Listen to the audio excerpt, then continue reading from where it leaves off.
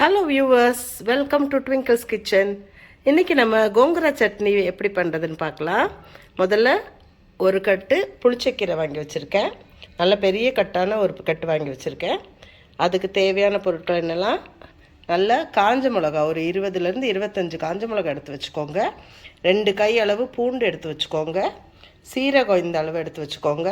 தேவையான அளவு உப்பு, அதுக்கப்புறம் நல்லெண்ணெய். இந்த கோங்குரா சட்னி நல்லெண்ணெயில் தான் பண்ணி ஆகணும். நிறைய நல்லெண்ணெய் எடுத்து வச்சுருக்கேன். கீரை வாங்கும் போது நீங்கள் இந்த மாதிரி ரெட்டு கலர் காம்பு இருக்கிற கீரையாக வாங்கணும். தண்டு வந்து ரெட்டு கலரில் இருக்கணும். க்ரீன் கலரில் இருக்கிற கீரை வாங்காதீங்க. இதுதான் அந்த கோங்குரா சட்னிக்கு நல்லாயிருக்கும். வாங்க நம்ம இப்போ எப்படி கோங்குரா சட்னி பண்ணுறதுன்னு பார்க்கலாம். பாருங்கள், நான் ஸ்டவ் பற்ற வச்சு ஒரு அடிகனமான ஒரு கடாய் எடுத்து வச்சுருக்கேன். அதில் நமக்கு தேவையான அளவு எண்ணெய் ஊற்றிக்கலாம். இதில் தாராளமாக எண்ணெய் ஊற்றினாதான் ஒரு வாரம் 15 நாள் வரைக்கும் நம்ம கெட்டு போகாமல் வச்சுக்கலாம். நிறைய எண்ணெய் ஊற்றிருக்கேன். இந்த எண்ணெய் காஞ்சதும் இந்த எண்ணெயில் நம்ம காஞ்ச மிளகாவை போட்டு வறுத்து எடுத்துடலாம். அதுக்கப்புறமா பூண்டையும் நிறைய எண்ணெய் மிளகாவை போட்டுட்டேன். இது நல்லா கொஞ்சம் ஃப்ரை ஆகிற அளவுக்கு ஃப்ரை ஆனோடனே எடுத்து தனியாக வச்சுடுங்க.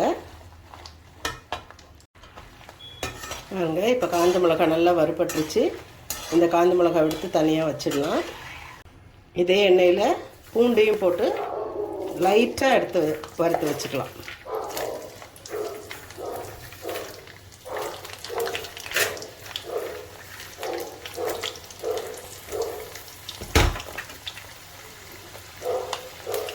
இது ரொம்ப கருகக்கூடாது, லேசாக வறுத்து எடுத்துக்கலாம். இதே எண்ணெயில் நம்ம கோங்குரா இலையை எடுத்து போடலாம்.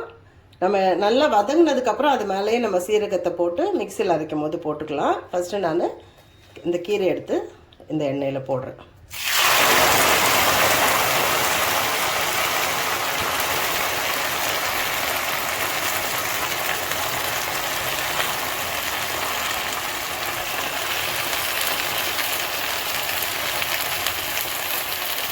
நான் நல்ல பெரிய கட்டாக ஒன்று வாங்கினேன். அதனால் நிறைய கீரை இருக்குது. இந்த கீரை இந்த எண்ணெயில் அப்படியே வேகணும்.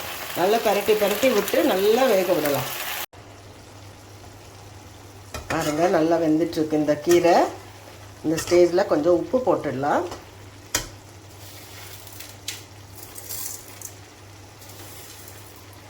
புளிச்ச கீரைன்றதால நல்ல புளிப்பாக இருக்கும். காரம் உப்பு அதிகமாக போட்டால் தான் டேஸ்ட் நல்லாயிருக்கும்.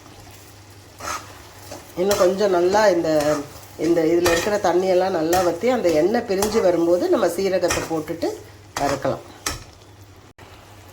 பார்த்திங்களா, நான் கீரையை நல்லா எண்ணெயிலேயே வதக்கி எடுத்திருக்கேன். நல்லா தேவையான அளவு உப்பு போட்டு நல்லா வதக்கியிருக்கேன். அளவு சீரகத்தை போடுங்க.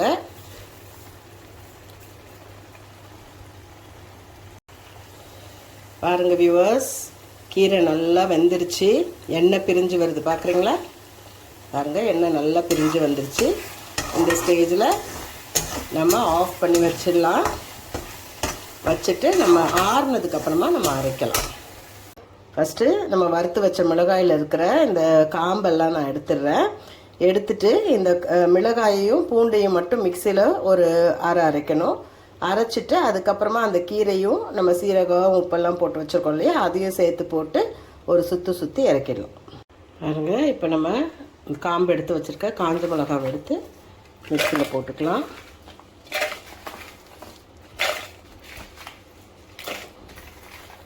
நம்ம எடுத்து வச்சுருக்க பூண்டையும் எடுத்து போட்டுடலாம்.